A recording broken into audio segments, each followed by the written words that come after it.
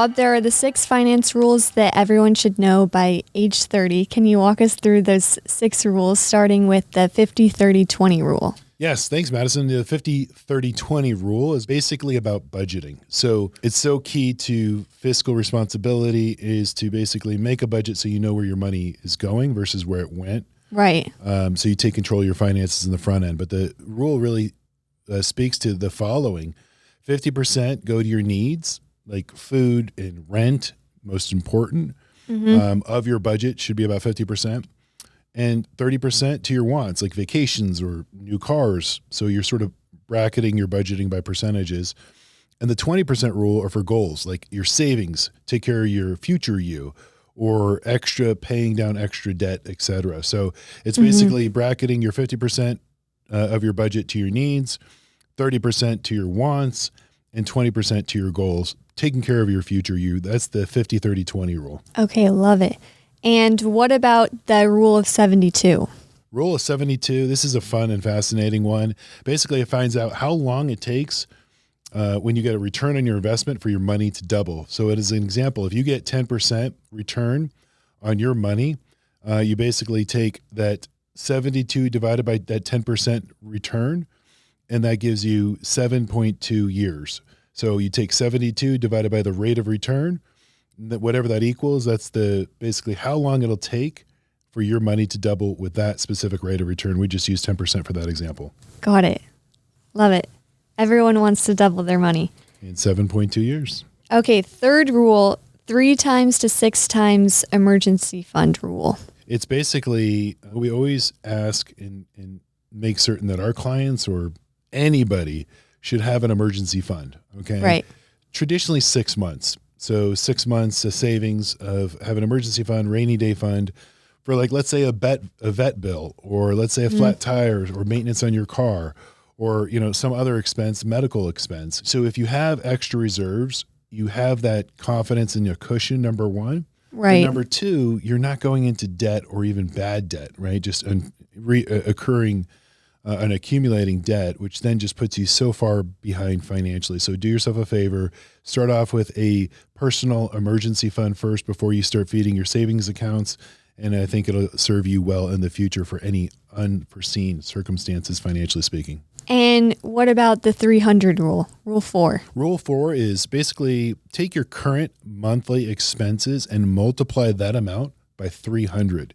And the reason why we do this is basically it's a result to see how much you need to save and invest to keep that same lifestyle you have during retirement. Let me give an example. Let's say your monthly expenses are, or your basically monthly budget or what you need to live on is $10,000 a month. Times 300 is essentially $3 million. So before you retire, you want to say, hey, how do I maintain my, let's say, budget of $10,000 a month? That's more than enough that basically keeps my expenses covered and gives me some fun money, if you will. And so basically, if you have that 10,000 times 300 equals 3 million. Now, another way we look at it in the financial services industry is really the 4% rule, which is on the drawdown. So the opposite side of this is if we take $3 million times 4%, and that equals $120,000 a year, or divided by 12, that's $10,000 a month. So it works both ways. That you basically need $3 million if your number is $10,000 a month. But the 4% rule in retirement is making certain whatever your assets are, you don't draw more than 4% annually. And if it's balanced, diversified, and invested properly, and you're only taking no more than 4% withdrawal annually, it's going to last you all your years of retirement. Okay. And rule number 5, the 20-40-10 rule. This is about auto ownership. Like if you have to basically 20% 4-10 rule is if you have to take a loan and you're buying a car, here's how you do it. No one ever talks about this or what's the proper way to structure this. So these are why, like, if you don't know this, that's okay. If it's the first time you're hearing about this, that's okay. But let's walk through this together. So on a vehicle, it's suggested that you put 20% down, okay, to get sort of the best optimal payment and the best terms for you. So that's the 20 of the 24-10 rule. The 4 years is basically the 4-year maximum term in terms of financing. Again, mathematically and based upon the depreciation of a car, that gives you sort of your optimal number there.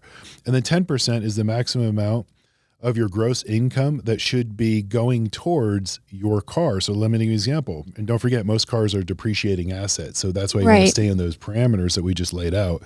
But let's say your gross income is $6,000, right, a month, times 10% is $600 a month, or $600 a month.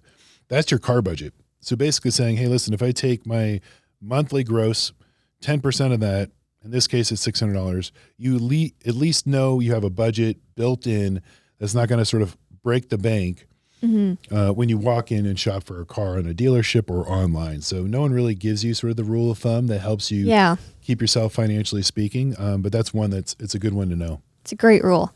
And rule number 6, 3 times rent rule. So the 3 times rent rule says that rent should not exceed 3 times of your personal monthly gross income. So as an example I just used before for the vehicle, let's say your monthly gross income is $6,000. 6 times 3 is $18,000. So $18,000 is basically that number that we're looking at divided by 12 gets you to about $1,500 a month is what your monthly budget should be for, let's say, on rent. Now, you know as well as I do, especially in California, that's not going to get you anywhere. But at least it gives you a rule of thumb of like when you start calculating budget-wise, how much should I spend or how much can I afford on rent or how much can I afford on cars? Those 2 rules help us sort of as a rule of thumb. Okay, thank you, Rob. Thank you, Madison. 6 rules to know. This podcast is brought to you by David Field Producer. It is produced and directed by David Field and Kristen George. And it's mix, edit, and socials by Kristen George. Blanky Schein Wealth Management is a group of investment professionals registered with Hightower Services, LLC, member FINRA and SIPC, and with Hightower Advisors, LLC, a registered investment advisor with the SEC. Securities are offered through Hightower Securities, LLC. Advisory services are offered through Hightower Advisors, LLC. This is not an offer to buy or sell securities. No investment process is free of risk, and there is no guarantee that the investment process or the investment opportunities referenced herein will be profitable. Past performance is not indicative of current or future performance and is not a guarantee. The investment opportunities referenced herein may not be suitable for all investors. All data and information referenced herein are from sources believed to be reliable. Any opinions, news, research, analysis, prices, or other information contained in this research is provided as general market commentary. It does not constitute investment advice. Blanky Schein Wealth Management and Hightower shall not in any way be liable for claims and make no expressed or implied representations or warranties as to the accuracy or completeness of the data and other information or for statements or errors contained in or omissions from the obtained data and information referenced herein. The data and information are provided as of the date referenced. Such data and information are subject to change without notice. This document was created for informational purposes only. The opinions expressed are solely those of Blanky Schein Wealth Management and do not represent those of Hightower Advisors, LLC, or any of its affiliates.